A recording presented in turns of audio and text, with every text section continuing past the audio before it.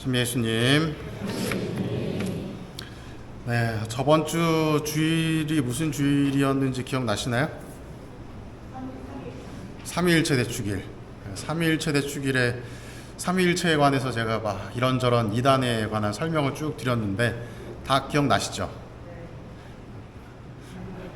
네라고 하신 분 어디 계세요? 안 여쭤볼게요. 삼위일체에 관해서 쭉 설명을 드렸는데 들으시면서 좀 머리 아프셨죠? 들을만 하셨나요? 오늘은 이 성체 성혈 대축일인데 성체 성혈에 관해서 또 좀 머리 아픈 얘기를 할까 합니다. 그래서 잘 들어주시면 좋겠는데, 자, 우선은 성체라고 하는 것은 우리가 예수님의 몸이라고 이야기를 하죠. 예수님의 몸인데, 초대교회에서도 이 미사 예식이 있었을 거 아니에요? 성찬 예식이. 그때는 우리가 받아먹는 이 성체와 똑같았을까요? 어땠을까요? 그 당시에는, 초대교회 때에는 원래는 이 제병이라고 하는 것에 누룩을 넣지 않는 빵이죠. 근데 초대교회에서는 누룩을 넣은 빵을 먹었습니다. 그리고 일반적인 포도주도 먹었다고 이야기를 합니다. 그리고 그러한 모습들이 조금씩 이제 지나면서 한 4세기경이 되었을 무렵, 로마의 국교가 되기 시작했을 그 무렵쯤부터 이제는 누룩을 넣지 않는 형식으로 발전하게 되고, 그리고 포도주도 이제 점차적으로 포도만 들어간 포도주를 사용하기 시작했다라고 이야기를 합니다. 그리고 그때에 로마의 어떤 한 문화 중에 그런 게 있었나 봐요. 포도주에다가 물을 좀 이렇게 타서 섞어서 먹는 그런 문화가 또 있었다고 이야기를 합니다. 뒤에 다시 말씀을 드릴게요. 그렇게 이제 이 성체와 성혈을 받아 모시게 되었는데, 사람들은 초대교회 때에 이것이 예수님의 몸이다, 예수님의 피다 라고 받아들이면서 성찬례에 함께 동참을 했다고 이야기를 합니다. 왜냐하면 이미 예수님께서 보여주셨던 그 임팩트 있는 사건들이 있었기 때문에 거기에 관해서 의구심을 가지거나 질문을 할 필요도 없었던 거예요. 그냥 예수님이 내 피다 하니까 그치, 예수님 피지, 예수님 몸이지 하면서 받아들이는 그런 분위기였던 겁니다. 근데 이제 시간이 지나면서 이 중세 시대에 접어들기 시작을 합니다. 초기 이제 중세에 접어들기 시작하면서 문제가 이제 생기는 것이, 사람들이 점차 이성적으로 신앙을, 종교를 바라보려고 해요. 그러면서 이제 질문을 던집니다. 야, 우리가 받아 모시는 이 성체라고 하는 게 진짜 예수님 몸일까? 아니면 그냥 하나의 어떤 상징이나 기념일까? 하는 고민들을 하게 됩니다.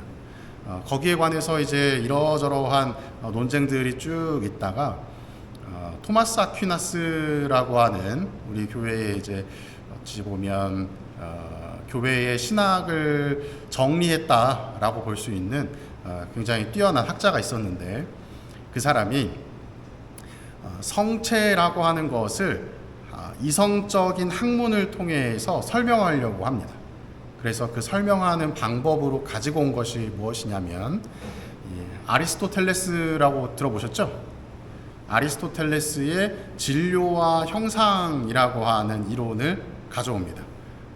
이게 뭐냐면, 진료라는 말은 무엇일까요? 진료, 재료겠죠, 재료. 형상은 뭘까요? 모양이겠죠. 그래서 쉽게 얘기를 하면 나무는 진료예요. 나무, 일반 나무. 그리고 의자는 모양이잖아요. 형상. 나무로 만든 의자, 그러면 진료와 형상이 합쳐진 것이죠. 그것을 통해서 나무 의자라고 하는 실체가 된다라고 이야기를 합니다. 그리고 이 진료와 형상이 합쳐진 게 실체인데, 그 실체는 우상을 지닌다라고 이야기를 해요. 이 우상이라 함은 내가 감각적으로 느낄 수 있는 것을 의미합니다. 여러분들이 나무 의자를 만졌을 때 어떤 느낌이 날까요? 나무의 그 질감이 느껴질 것이고, 뭐라 그러죠? 그럼 무슨 나무죠? 뭐 측백나무라 그러나요? 향이 나는 나무들도 있죠. 향백나무. 그 향백나무로 의자를 만들었으면 거기서 나무의 그 향도 나겠죠. 그리고 뭐 사포질을 열심히 잘 해놨으면 그 나무를 만졌을 때 뭐 나무의 어떤 그 매끄러운 질감을 느껴지기도 할 거고, 이처럼 내가 감각적으로 느낄 수 있는 것을 우상이다 라고 이야기를 하는데, 우리가 뭔가를 인식할 때 바로 이 실체와 우상이라고 하는 것을 동시에 느낀다 라고 아리스토텔레스는 이야기했던 거예요. 그 이론을 토마스 아퀴나스라고 하는 사람이 가지고 와서 성체에 관해서 이제 설명을 하기 시작을 합니다. 성체라고 하는 것의 진료는 무엇일까요? 뭘로 만들었을까요? 우리 제병은 뭘로 만들었을까요? 밀가루로 만들었죠. 밀가루를 누룩을 넣지 않고 압축을 해서 만든 것을 제병, 밀떡이라고 이야기를 합니다. 그리고 형상은 뭘까요? 우리가 늘 보는 제병의 그 동그란 형상, 그것일 거고, 그 진료와 형상이 합쳐진 것을 우린 눈으로 보았을 때 이게 바로 제병의 그 실체다 라고 이야기를 하죠. 그리고 그 제병을 우리가 받아 모실 때 손으로 이렇게 만져보면 느껴지는 그런 어떤 다양한 감각들을 뭐라고 표현한다? 우상이다 라고 이야기를 합니다. 그래서 성체를 바라보고 만졌을 때 이게 바로 성체다 라고 즉각적으로 감각적으로 알 수 있는 그것이 바로 실체이고, 내가 감각적으로 느껴지는 것들이 우상이다. 그 두 가지가 합쳐져서 우리 눈에 보일 때 이게 제병이구나를 즉각적으로 알게 된다는 것이죠. 자, 그러면 우리 가톨릭 교회에서는 제병에서 성체로 변화되는 데에 중요한 과정이 있는데, 그것이 무엇이다? 미사 중에 이루어지는 성변화라고 하는 과정을 이야기를 합니다. 그리고 이 성변화를 통해서 무엇이 이루어지느냐? 실체가 변화된다라고 이야기를 해요. 아까 말씀드렸죠? 어떤 것을 즉각적으로 우리가 이해할 때 실체와 우상이라고 하는 것이 동시에 느껴지는데, 그 중에 이 실체라고 하는 것이 변화가 되는 거예요.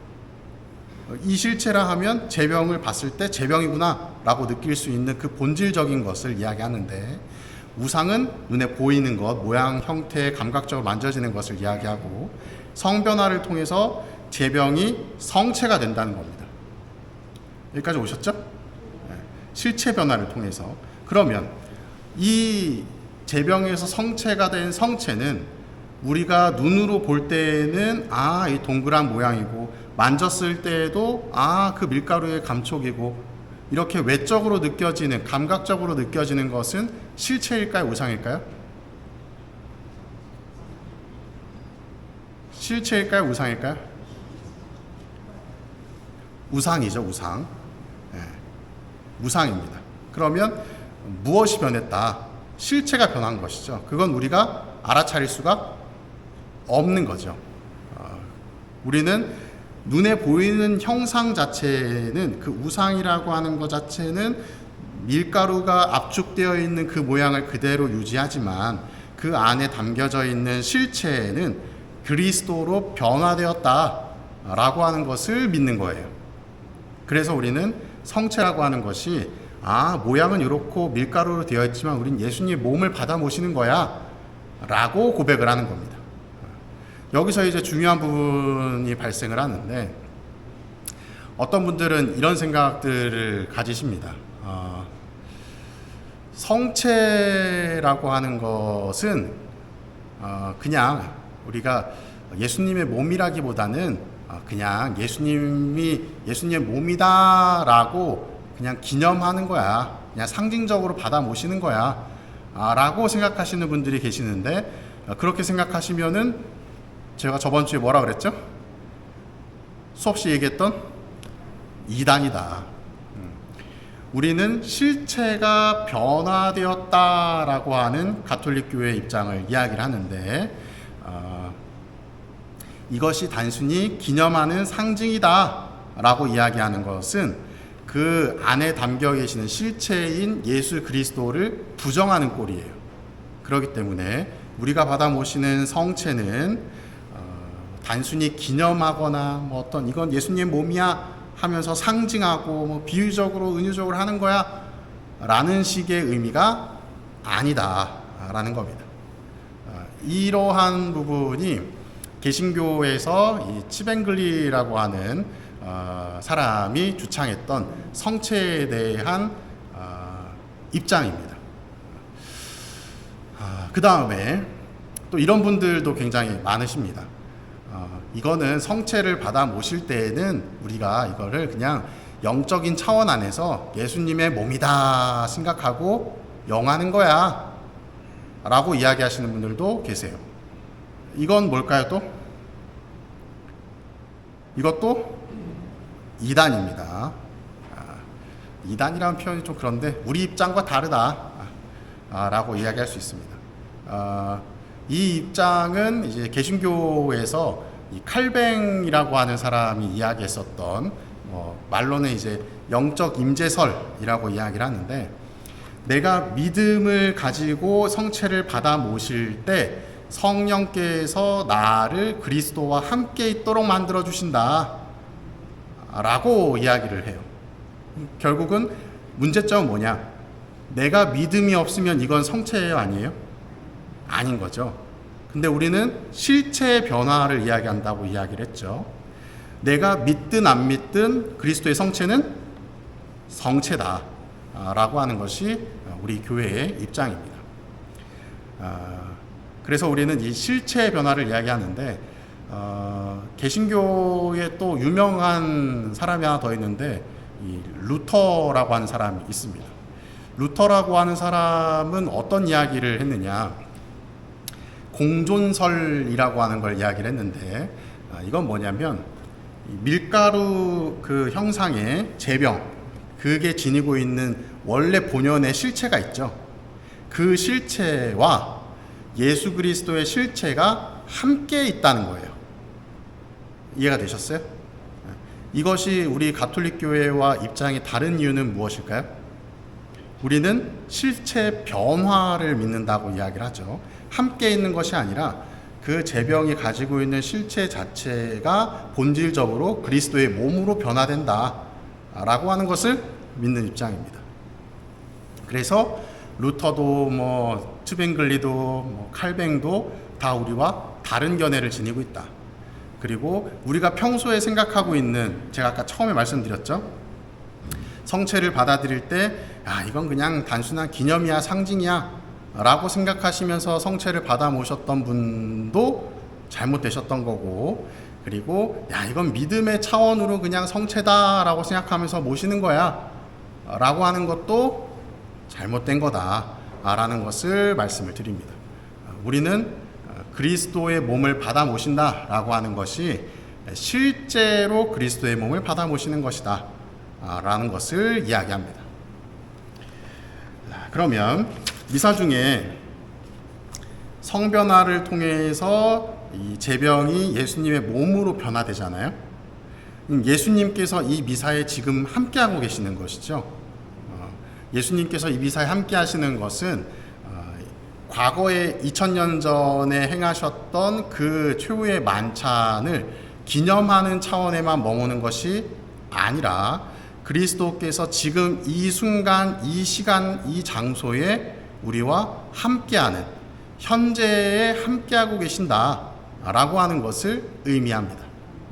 그렇기 때문에 우리는 매일 미사를 거행하는 데에 있어서 단순히 그냥 그래 옛날에 이렇게 했고 전례가 이렇고 난 여기에 참여하고 하는 그런 차원으로 미사에 참여하시는 것이 아니라 그리스도께서 지금 우리와 함께하고 있구나, 내가 그 자리에 함께 동참하고 있구나 라는 것을 항상 염두에 두시면서 미사 참례를 하셔야 됩니다.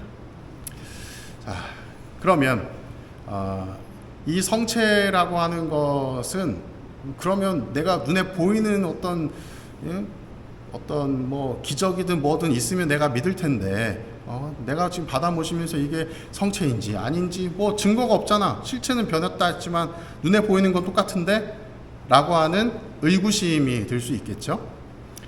그러한 의구심들이 너무나도 많았는지 다양한 이제 기적들이 일어나게 됩니다. 그 중에서 제일 유명한 성체 성혈에 관한 기적이 두 가지가 있는데 제가 많이 말씀드렸던 란치아노 성체 성혈 기적 대성당에서 있었던 기적, 이게 정확히 연도가 지금 기억이 나진 않지만 그 사건이 있었고, 가장 최근에는 이 아르헨티나의 부에노스아이레스의 한 성당에서 있었던 성체 성혈 기적입니다. 오늘은 이 뒷부분을 잠깐 말씀드릴까 하는데, 이 부에노스아이레스에 있는 한 성당에 미사를 다 거행을 하고 어떤 신자분이 성체를 받아 모셨어야 되는데 성체를 모시려고 하다가 바닥에 흘린 거예요. 떨어뜨린 거죠. 그러니 마음이 너무 불편했어요. 그래서 이걸 바로 영하지 않고 그걸 그대로 들고서 미사 끝나고 나가시면서 우리 성수대 있죠? 거기에다가 성체를 이렇게 넣었다고 이야기를 합니다. 이게 왜 넣었느냐? 이것도 아까 제가 말씀드렸던 이 진료와 형상을 통해서 실체가 완성된다라고 하는 측면으로 보았을 때 성체가 아니게 하려면 진료이든 형상이든 그 두 가지 중에 하나를 없애야 돼요. 그러면 그 실체가 사라지게 되는 겁니다. 그래서 성체를 가령 뭐 여러분들이 그냥 떨어뜨리시면 제가 영하잖아요. 근데 뭐 입에 들어갔다가 떨어졌다 라고 하면 제가 모시기가 좀 힘들겠죠. 그럴 경우에 어떻게 하느냐, 진료 자체를 제가 바꿀 수는 없잖아요. 밀가루 눌려져 있는 이 밀떡을. 하지만 물로 그것을 녹이면 동그란한 그 형상은 사라지게 되겠죠. 그러면 더 이상 그것은 성체가 아니다. 왜? 형태가 유지되지 않은 진료와 형상의 그 형태가 유지되지 않기 때문에 더 이상 성체로서의 실체는 존재하지 않는 것이다 라고 이야기를 합니다. 그래서 그분이 성수대에 성체를 이제 탁 넣어놨던 것인데 얼마 뒤에 그것을 발견한 신부님이 굉장히 놀랐다라고 이야기를 합니다. 왜? 분명히 거기에는 밀가루가 있었어야 되는데 거기에 피가 묻은 살덩이가 있었던 거죠. 그래서 그걸 발견한 신부님이 이제 교황청에 이야기를 하고, 교황청에 있는 생명과학 연구소인가 뭐 그런 단체가 있어요. 그 단체와 또 외부에 있는 그런 어떤 뭐 의사 집단들, 그런 조사를 할 수 있는 전문가 집단들이 함께 와서 조사를 해보니 이것이 사람의 심장 조직이었고 또 혈액은 뭐 AB형이었고 뭐 이런 이야기들을 이제 하게 됩니다. 여기서 재밌는 사실은 이 기적을 교황청에 보고한 사람이 누구냐? 여러분들이 잘 아시는 분입니다. 그 당시에 이 아르헨티나의 부교구장이었던 사람이 있는데 그 사람이 나중에 프란치스코라고 하는 이름으로 교황이 되셨습니다. 이러한 기적들이 우리의 삶 곳곳에 일어나고 있다. 그리고 검증된, 그러니까 그냥 이렇게 됐다라고 해서 야 기적이 일어났다가 아니라 우리 종교 안에서도, 교황청 안에서도 조사를 하고 또 외부 집단에서도 함께 모여서 조사를 하고 그것이 다 증명이 되었을 때 교회에서는 기적이다 라고 공표를 합니다. 이처럼 당장 지금 나에게는 일어나지 않는다 하더라도 우리가 받아 모시는 성체는 예수님의 몸이다 라고 하는 것을 잊지 마시고 항상 미사 안에서 내가 그리스도를 받아 모신다 라는 생각을 좀 놓지 않으셨으면 좋겠습니다. 그를 통해서 나를 변화시키시고 또 내가 그리스도와 하나 될 수 있는 시간을 가질 수 있기 때문이겠죠. 사랑합니다.